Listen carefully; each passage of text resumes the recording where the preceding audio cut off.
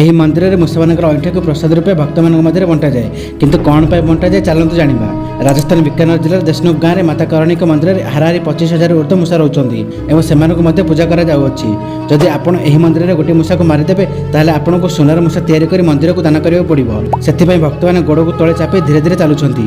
ଏହି ମନ୍ଦିରକୁ ଆସୁଥିବା ଭକ୍ତମାନେ କହୁଛନ୍ତି ମନ୍ଦିରରେ ଚଢ଼ାଯାଉଥିବା ପ୍ରସାଦ ପ୍ରଥମେ ମୂଷାମାନଙ୍କୁ ଦିଆଯାଇଥାଏ ଏବଂ ତାପରେ ଭକ୍ତମାନଙ୍କ ମଧ୍ୟରେ ବଣ୍ଟାଯାଏ। ଏହାଠାରୁ ଆହୁରି ଏକ ଆଶ୍ଚର୍ଯ୍ୟଜନକ କଥା ହେଲା ମୂଷାମାନଙ୍କର ଅଇଁଠାକୁ ଖାଇ କାହା ଦେହ ଖରାପ ହୋଇନାହିଁ କି ମୃତ୍ୟୁବରଣ କରିନାହାନ୍ତି। କରଣୀ ମାତାକୁ ସମର୍ପିତ ଏହି ମନ୍ଦିରକୁ ମହାରାଜା ଗଙ୍ଗା ସିଂହ 13ଶ ଶତାବ୍ଦୀରେ ନିର୍ମାଣ କରିଥିଲେ ଏବଂ ଧୀରେ ଧୀରେ କୋଉଠୁ କେଜାଣି ହଜାର ହଜାର ସଂଖ୍ୟାରେ ମୂଷା ଏହି ମନ୍ଦିରକୁ ଚାଲି ଆସିଲେ।